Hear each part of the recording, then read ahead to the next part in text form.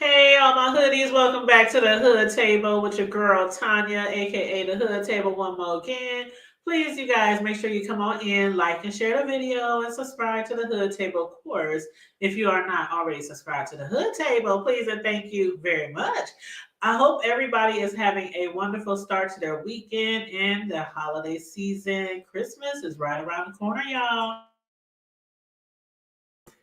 Right around the merry corner. Okay. So y'all, if y'all haven't started on y'all Christmas shopping, y'all better get down to it. Okay.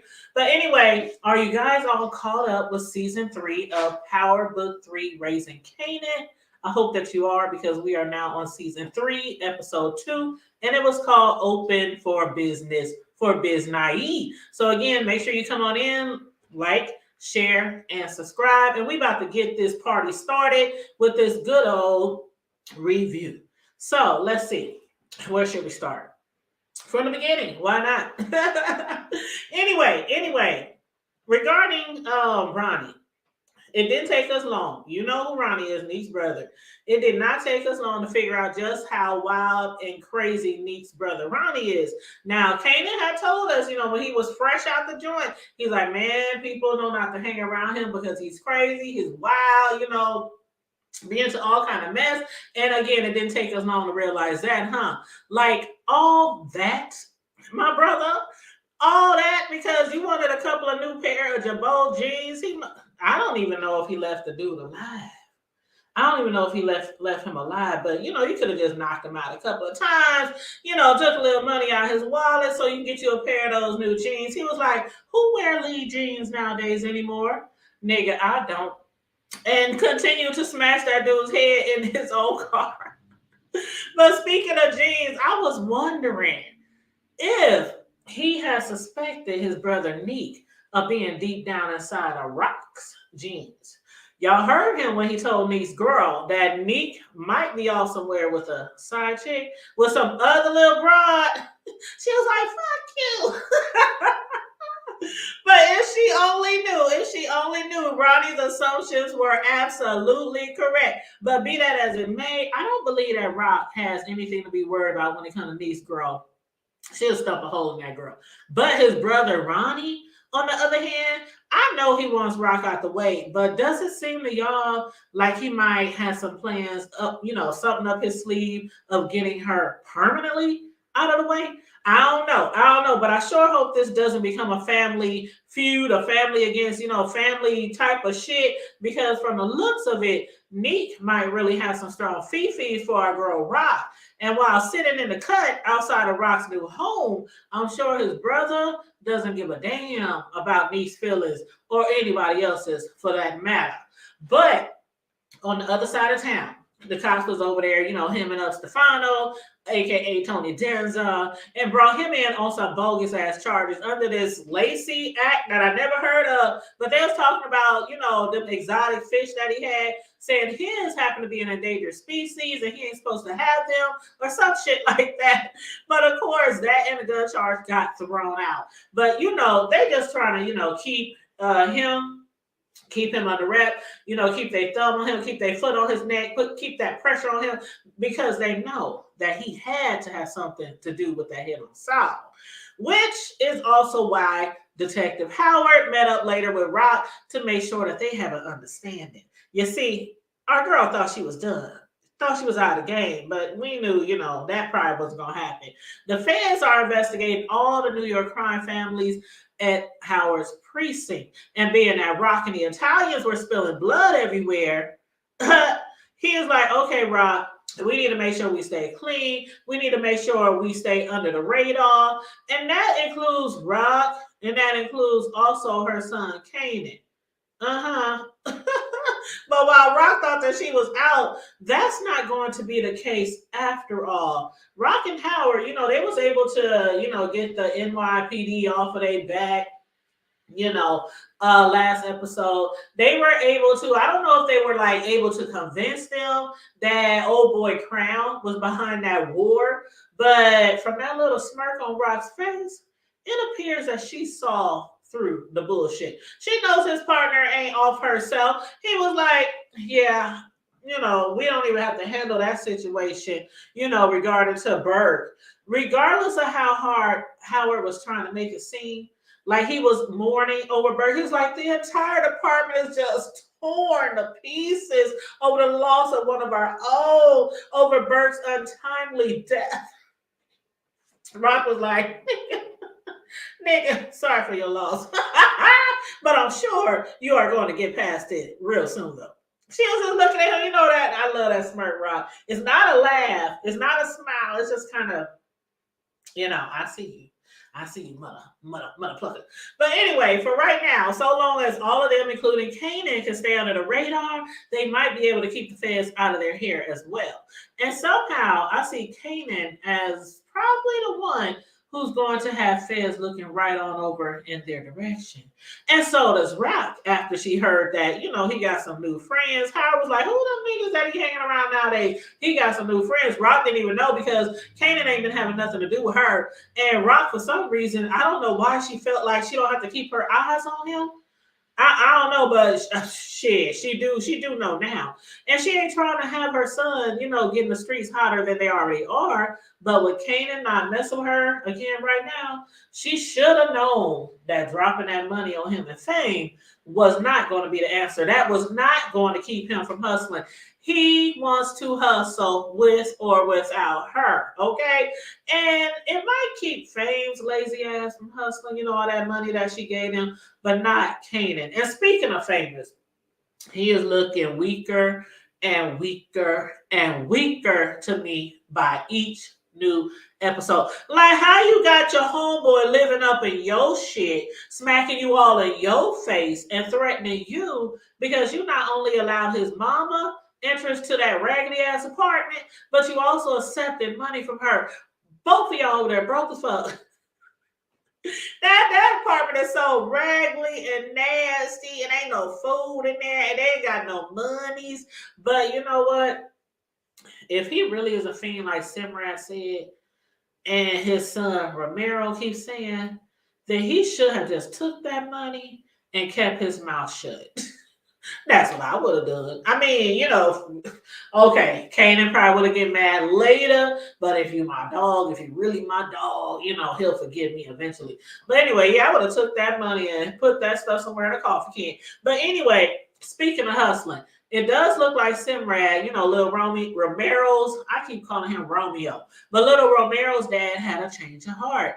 After rejecting Kanan's request to get him some work, he hit Kanan up to talk business. And after explaining to Simrad how the delivery service operation would give him the opportunity to make way more money without that much risk, he was all the way in. But I still cannot believe that he is still discussing grown folks' business right in front of his little man. And then he turned around yelling at him again, Romero, didn't I tell you to stay out of grown folks' business? Keep your eyes on that video. I was like, man, I'm telling y'all, that Romero is going to know how to run a damn drug empire before he finishes grade school. You heard me? And as a matter of fact, it could have been his little shorty that suggested he take Kanan up on that offer. But anywho, besides that, he was already taking a risk, losing his child anyway by having people buying drugs right on their doorstep. So it really doesn't take a rocket scientist to realize that Kanan's idea just might be more profitable as well as safer. So long as Kanan leaves Famous out of the equation. Simrad was like, hell to the no. I work with you, bro, but not with your boy Famous. And then you look up and 5 minutes later, who's right there on the corner next to Kanan, hustling with Kanan? Okay, Famous. I was like, man, Kanan, you gonna learn one day, bro, to listen to the old heads. You gonna learn one day. But anyway, while Kanan was out there in the streets making some dirty money, Rock was still trying to figure out a way to clean some dirty money. And after rolling around the bed with Neek, she had mentioned to him that she still has a lot of money in stores that needs to be washed. So will she end up buying a hair salon where she gets her hair fried, dyed, and laid to the side? We'll have to see if they can give her a price that she can agree on, which I'm sure will happen, especially since she's paying cash. And as a matter of fact, doesn't Rock look like she could even be a hairdresser in her next life? Like if this drug build business would have never panned out for her, I could see her behind, somebody doing their hair, laying some tracks, putting in some weed, braiding some braids. I could see her doing that. I mean, she would be a mean ass salon owner or a hairdresser, but also a good one, a damn good one. But anyway, y'all let me know about that. Um, let's discuss Detective Adina Foyle. Burke's on and off again. Girlfriend now definitely off since Burke is no longer, on this side of, the clouds. Anyway, is Foyle trying to become the next Detective Burke?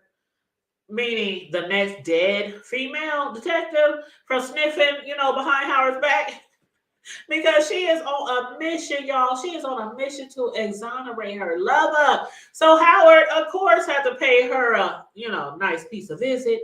And that one scene right there, it just took me all the way back to the days of Juice.